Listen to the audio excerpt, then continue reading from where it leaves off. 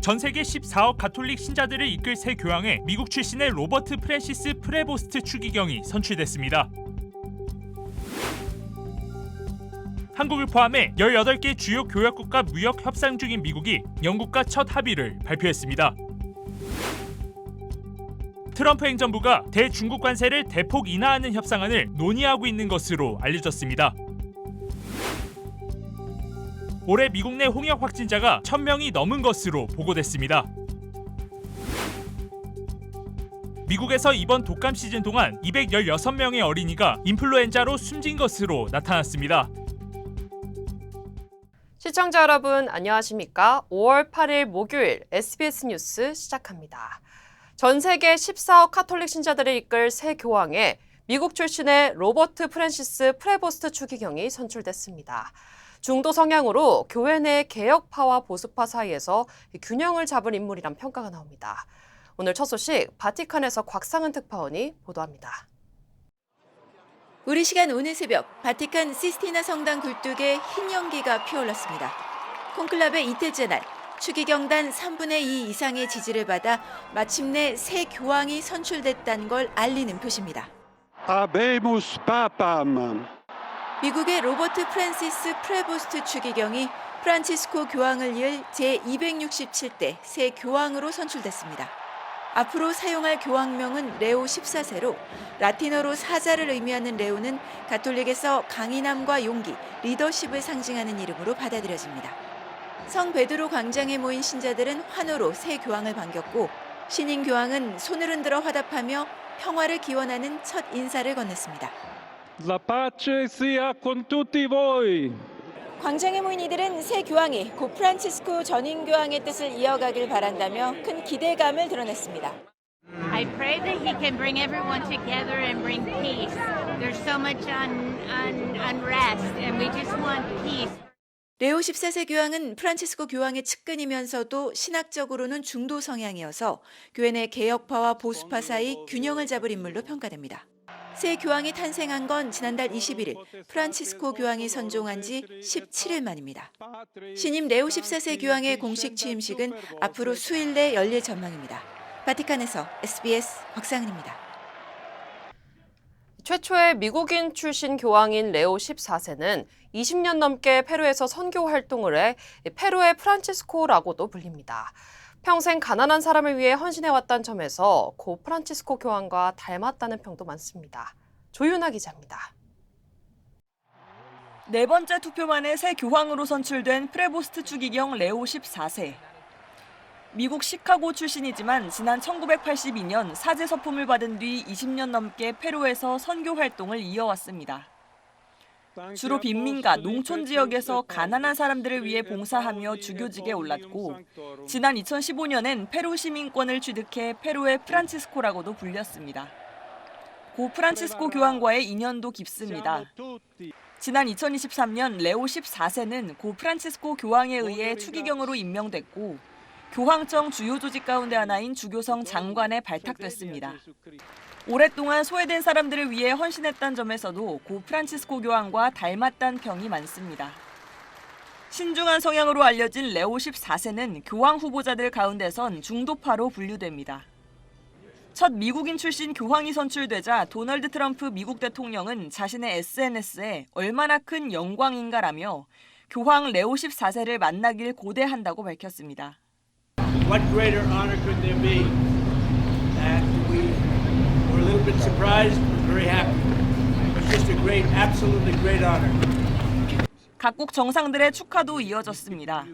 푸틴 러시아 대통령은 축하 메시지를 통해 러시아와 바티칸 간 건설적 관계 발전에 기대감을 드러냈고 젤렌스키 우크라이나 대통령은 바티칸이 교황의 리더십 아래 도덕적, 영적 지원을 유지하길 희망한다고 밝혔습니다. EU 지도부에 이어 독일, 이탈리아, 스페인 총리도 새 교황 선출에 축하 메시지를 전했습니다. SBS 조윤아입니다. 한국을 포함해 18개 주요 교역국과 무역 협상 중인 미국이 영국과 첫 합의를 발표했습니다. 미국이 자동차와 철강 등에 대한 관세를 낮추는 대신 영국은 농산물 등 시장 개방을 확대하기로 했습니다. 워싱턴에서 남승모 특파원입니다. 트럼프발 관세 전쟁 후 미국이 영국과 첫 무역 합의를 발표했습니다. 먼저 미국은 영국산 자동차에 대한 품목별 관세를 25%에서 10%로 낮추기로 했습니다. 연간 10만 대로 한정했지만 지난해 대미 수출 물량과 비슷한 수준이어서 거의 전량이 관세 인하 혜택을 받을 전망입니다. 철강과 알루미늄 25% 품목별 관세는 없애기로 했습니다. 10% 기본 관세는 유지됩니다. And that is a deal that will protect British businesses and save thousands of jobs in Britain. 영국은 대신 소고기와 농산물, 기계류 등 시장을 미국에 개방하기로 했습니다. 미 정부는 7조 원가량의 추가 수출 기회가 있을 걸로 전망했습니다. 또 14조 원어치의 미국산 보잉 항공기도 구매하기로 했습니다. 양국이 관세 인하와 시장 개방을 맞바꾼 겁니다. The UK will reduce or eliminate numerous non-tariff barriers that unfairly discriminated against American products. 트럼프는 이번 주말 스위스에서 열리는 중국과의 첫 무역 협상에 대해서도 실질적 협상이 이뤄질 거라며 낙관론을 폈습니다. 각국과의 협상이 속도를 내고 있는 가운데 우리나라에선 이재명 민주당 대선 후보 외교안보 보좌관인 김현종 전 국가안보실 2차장이 카나파시 백악관 NSC 선임 보좌관과 만났습니다.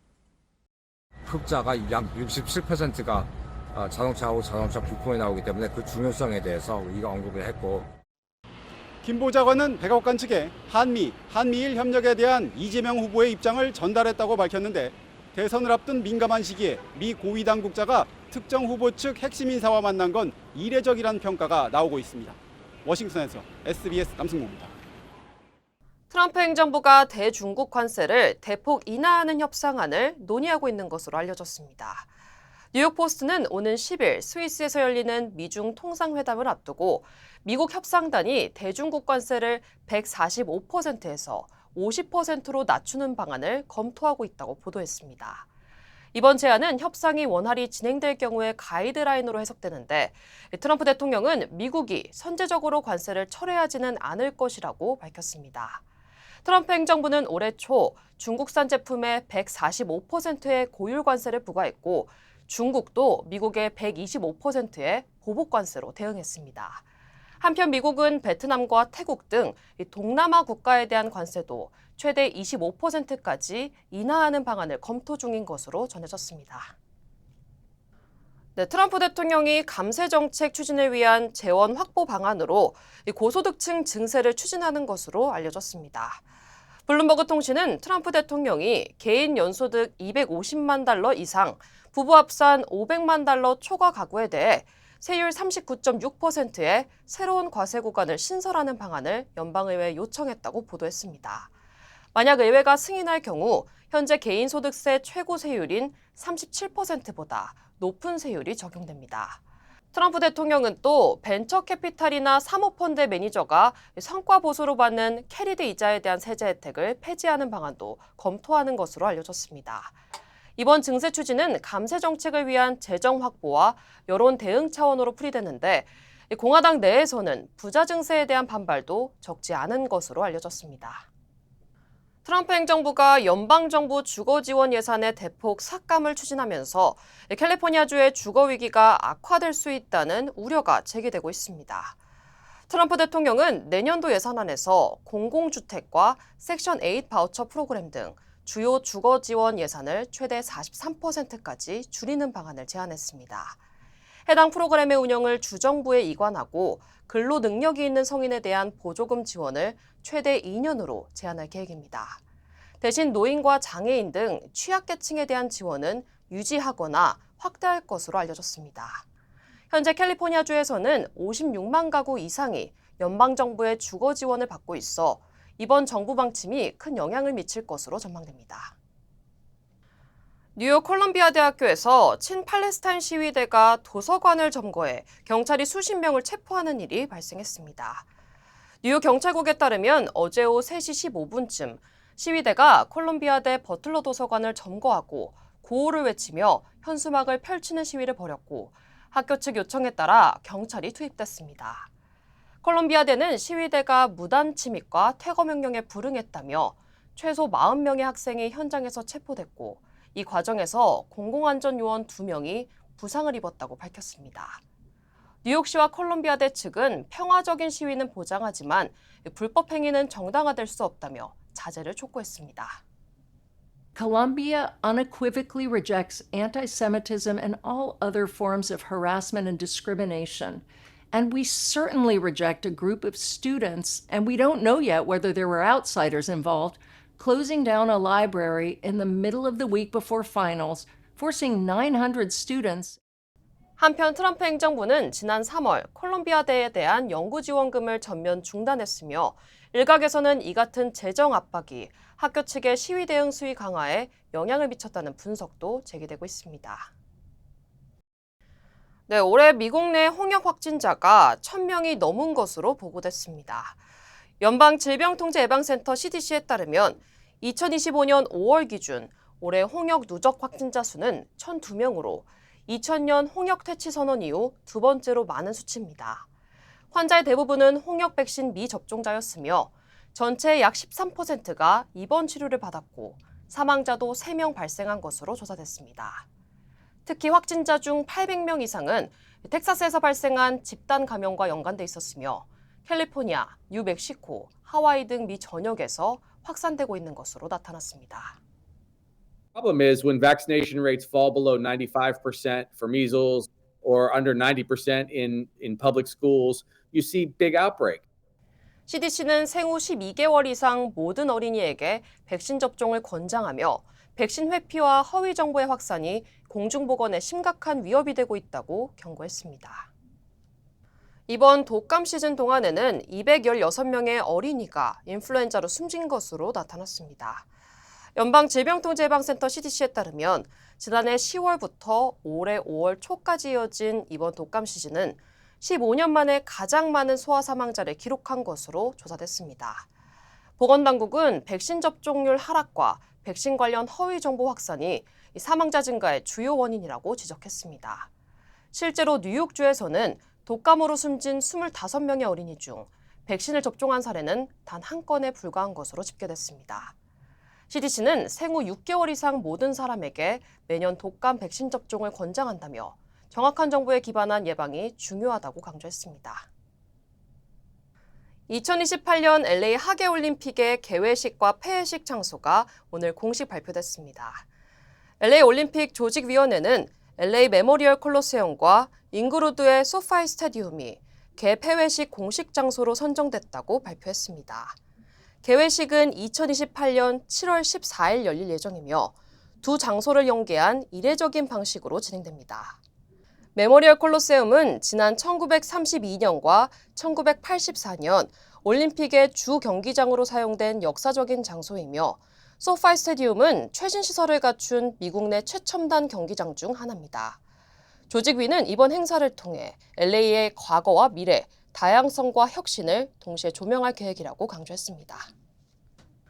네, 캘리포니아 남부 지역에서 오늘부터 기온이 상승하면서 주말에는 폭염 수준의 더운 날씨가 찾아올 전망입니다. 국립기상청은 고기압의 영향으로 금요일과 토요일 사이 기온이 최고조에 이를 것으로 예보했습니다. LA 한인타운은 내일과 모레 낮 최고 기온이 90도대, 섭씨 32도를 웃돌고 일부 내륙 지역은 98도, 섭씨 36도까지 오를 것으로 예상됩니다. 기상청은 몇 달 만에 찾아온 고온 현상인 만큼 수분을 충분히 섭취하고 오후 시간대 야외 활동을 자제할 것을 권고했습니다. 다음 주부터는 해풍과 함께 구름과 안개가 유입되면서 기온도 다시 내려갈 것으로 예보됐습니다. 네, 인디애나주에서 4살 아동이 자전거 트레일러에 타고 있다가 과속 차량에 치여 숨지는 사고가 발생했습니다. 사고는 어젯밤 9시 15분쯤 인디애나폴리스 남동부의 한 교차로에서 발생했습니다. 경찰에 따르면 당시 과속 중이던 차량이 빨간 신호를 무시하고 교차로에 진입하면서 자전거와 다른 차량을 잇따라 들이받았습니다. 자전거는 4살 나이의 아버지가 몰고 있었고 자전거 트레일러에 타고 있던 아이는 사고 직후 병원으로 이송됐지만 끝내 숨졌습니다. And unfortunately, in this case, besides speed being a factor, was the fact that the vehicle ran the red light. 자전거를 몰고 있던 아버지와 충돌 차량의 운전자도 중태인 것으로 전해졌습니다. 가해 차량 운전자는 사고 직후 도주했으며 경찰은 용의자를 체포하기 위해 수배에 나섰습니다. 필라델피아 북동부에선 아마존 배달을 하던 어머니가 자신의 자녀가 탄 차를 도난당하는 사건이 발생했습니다. 사건은 지난 수요일 아침 어머니가 아마존 배송을 하기 위해 차량을 잠깐 비운 사이 벌어졌습니다. 절도범이 2살배기 아기가 탄 차를 갖고 도주한 겁니다. 어머니가 차 열쇠를 갖고 있어 차량은 멀지 않아 멈췄으며 아이는 무사히 부모와 재회했습니다. 지역 주민들은 충격적이라는 반응입니다. Whole family lives here. My whole family, and we do that stuff all the time. We'll come out, turn our car on, and go back in the house real quick. You know what I'm saying? So to see that is very, very scary. And like I said, that type of stuff doesn't happen around here. 경찰은 차량 절도범을 쫓고 있습니다.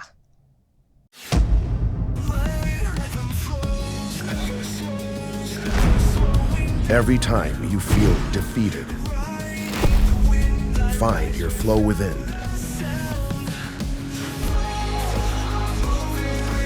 When you find your flow, every moment onward will become limitless.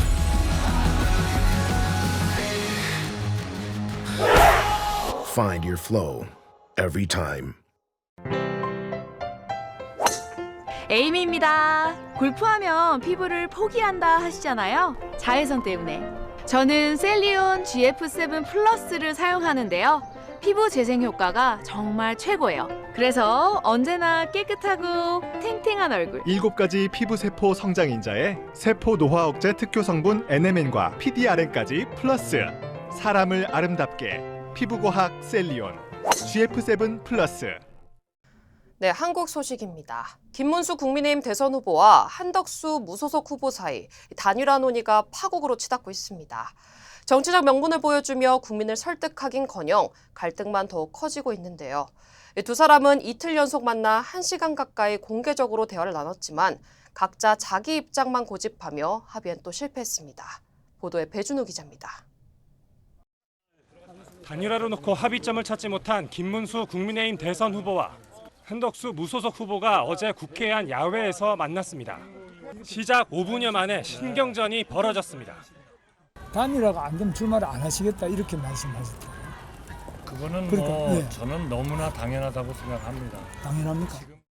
다음 주에 단일화하자는 김 후보 제안에 한 후보가 이렇게 맞받아쳤고 한 일주간 연기하자. 방향은 단일화하다.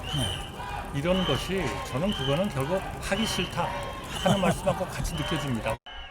당장 결정하자는 한덕수 후보에 김 후보는 출마를 결심했다면 당연히 국민의힘에 입당하는 게 합당했는데 왜 밖에 계셨느냐며 이렇게 따지기도 했습니다. 돈 다 내고 저는 모든 절차를 다 따랐어요. 그런 사람한테 난데없이 나타나서 12일까지 경선을 완료해라. 김문수 후보가 단일화하겠다는 말을 지난 18일간 22차례나 했다는 한덕수 후보의 주장을 놓고도 양측은 공방을 벌였고 22번이나 말씀하시면서 왜 다 끝난 다음에 나타나셔서 글쎄요. 왜 당신이 글쎄요. 약속을 22번 했는데 안 지키냐 이렇게 청구서를 내미는 것은 김문수 후보의 선입당 후 단일화 주장과 한덕수 후보의 선단일화 후 입당 주장이 맞섰습니다. 단일화의 후보로서 선택되지 않는다면 저는 그거는 등록하지 않겠습니다. 다른 데도 없거든요. 저는 그렇게 생각합니다. 어떤 자기는 입당도 안 한 정당에서 자기는 입당하고 하는 거는 굉장히 비하하는 말씀 같네요. 이렇게 평행선을 달리던 대화는 한 후보가 먼저 끊으며 63분 만에 끝났습니다. 회동을 지켜본 일부 국민의힘 의원들은 그만하라고 하거나 창피하다와 같은 불편한 기색을 드러내기도 했습니다. 대선 후보 등록 마감까지 남은 시한은 이제 이틀. 이들 두 후보는 다시 비공개 회동하는 방안 등을 검토하는 걸로 알려졌습니다. SBS 배준우입니다. 김문수 대선 후보의 반발에도 국민의힘 지도부는 단일 후보를 정하기 위한 절차를 밟고 있습니다. 여론조사와 당원 투표에 들어갔고 오늘 오후 투표가 마감됩니다. 박석영 기자의 보도입니다. 그제 저녁 국민의힘 지도부가 제안했던 김문수 대선 후보와 한덕수 무소속 후보의 양자 토론은 김 후보의 거부로 무산됐습니다.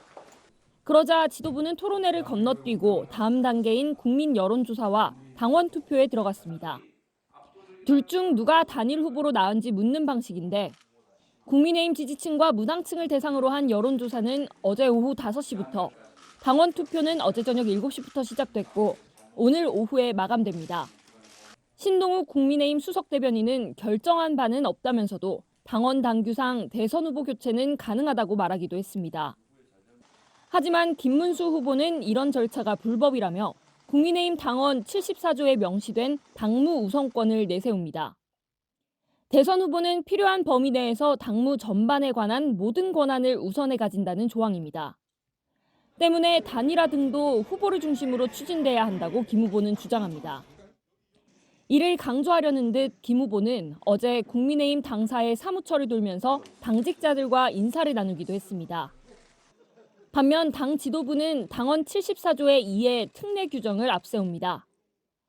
상당한 사유가 있는 때엔 대선 후보 선출에 관한 사항을 비상대책위원회의 의결로 정한다는 내용입니다. 당 지도부는 그제 밤 발표된 전 당원 조사에서 단일화 찬성 비율이 80%를 넘은 점이 바로 이 조항의 상당한 사유라고 주장하고 있는데 단일 후보 선출도 의결할 태세입니다.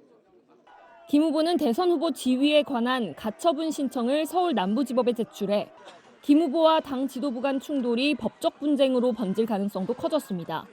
SBS 박서경입니다. 이재명 민주당 대선 후보가 최태원 회장을 비롯한 경제단체장들과 만났습니다. 이 후보는 재계가 걱정하고 있는 주 4.5일제 도입에 대해선 갑자기 밀어붙이진 않을 거라며 속도를 조절하겠다는 뜻을 내비쳤습니다. 박예린 기자입니다. 최태원 SK 회장 겸 대한상공회의소 회장을 비롯한 경제 5단체장들과 간담회에서 만난 이재명 민주당 대선 후보. 경제를 살리는 게 앞으로 가장 중요한 일이라면서 기업의 역할을 강조했습니다. 앞으로 우리가 해야 될 가장 중요한 일은 결국은 민생을 살리는 일이고 핵심은 바로 경제를 살리는 일입니다. 중심은 바로 기업이고. 노트에 직접 메모하며 경영계 의견을 경청한 이 후보는 자신이 공약으로 제시했던 정년 연장과 주 4.5일제 시행을 놓고 갑자기 강행할 일은 없다고 말하기도 했습니다. 무슨 긴급 재정 명령해서 확 시행을 해버리지 않을까? 그런 걱정하시는 거예요? 그런 걱정 안 하셔도 됩니다. 충분히 사회적 대화를 하고 하자. 이어 경제 유튜버들과 만남에선 개미 투자자들을 위해 주식을 장기 보유하면 세제 혜택을 주는 방식이 바람직하다는 생각을 밝혔습니다. 이 후보는 앞서 김종인 전 국민의힘 비상대책위원장과 비공개 오찬 회동도 했습니다. 이번 대선 최대 변수로 꼽혔던 자신의 공직선거법 위반 사건의 파기환송심 재판기일이 대선 이후로 미뤄지면서 사법 리스크 부담을 던 가운데 중도층을 겨냥한 외연 확장 행보에도 힘을 쏟는 걸로 풀이됐습니다. 이 후보는 어버이날을 맞아 노인층을 위한 공약도 발표했습니다. 부부가 모두 65살 이상으로 기초연금을 수급하는 경우 연금액을 20% 깎는 기초연금 부부감액을 단계적으로 줄여주는 방안과 건강보험의 임플란트 적용 연령을 낮춰주는 방안 등을 약속했습니다. SBS 박예린입니다. 미국과 관세 협상을 앞두고 시진핑 중국 국가주석이 푸틴 러시아 대통령과 정상회담을 했습니다. 두 정상은 미국을 겨냥한 연대를 과시하며 국제사회를 향해서는 북한을 향한 제재와 압박을 포기하라고 촉구했습니다. 베이징에서 권란 특파원입니다. 크렘린궁에 깔린 붉은 카펫 한가운데서 만난 시진핑 중국 국가주석과 푸틴 러시아 대통령은 환하게 웃으며 손을 맞잡았습니다.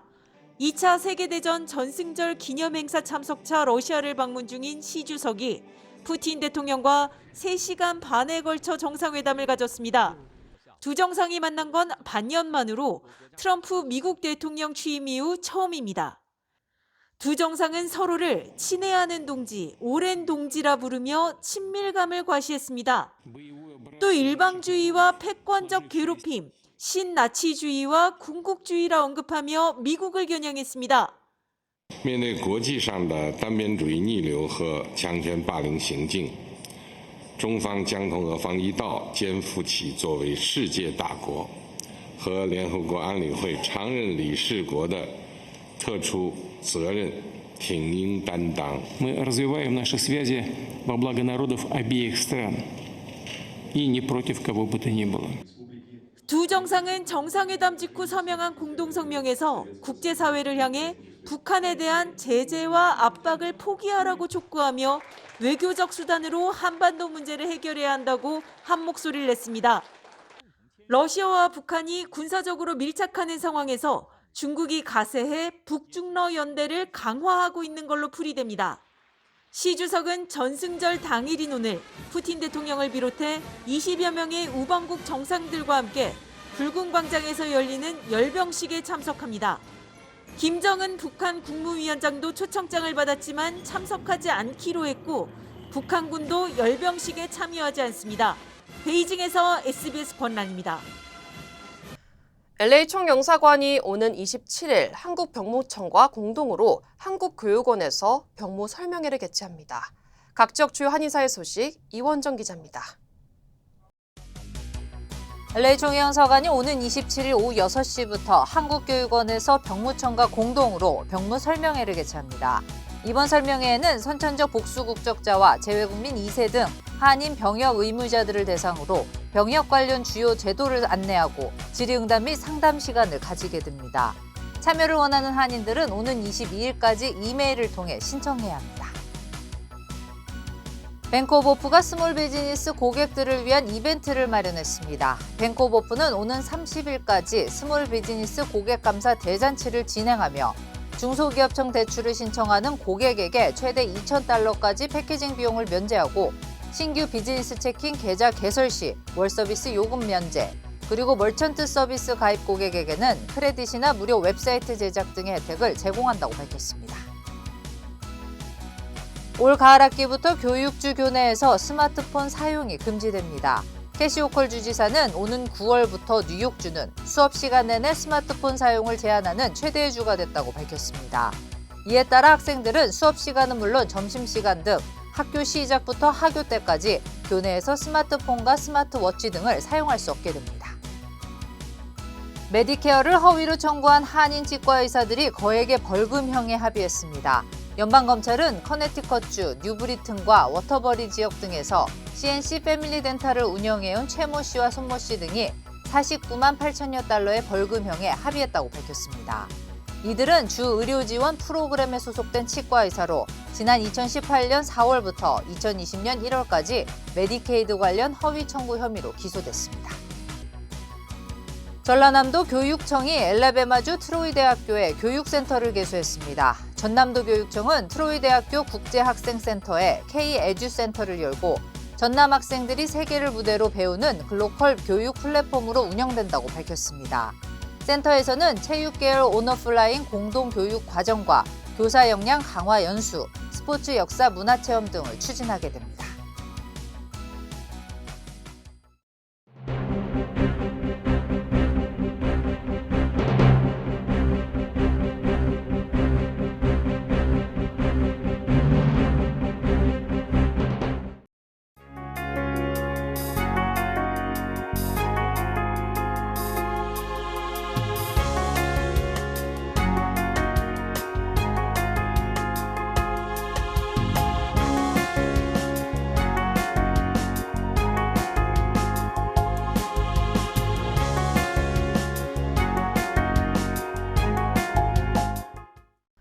(5월 8일) 목요일 SBS 이브닝 뉴스 마칩니다. 시청해주신 여러분 고맙습니다.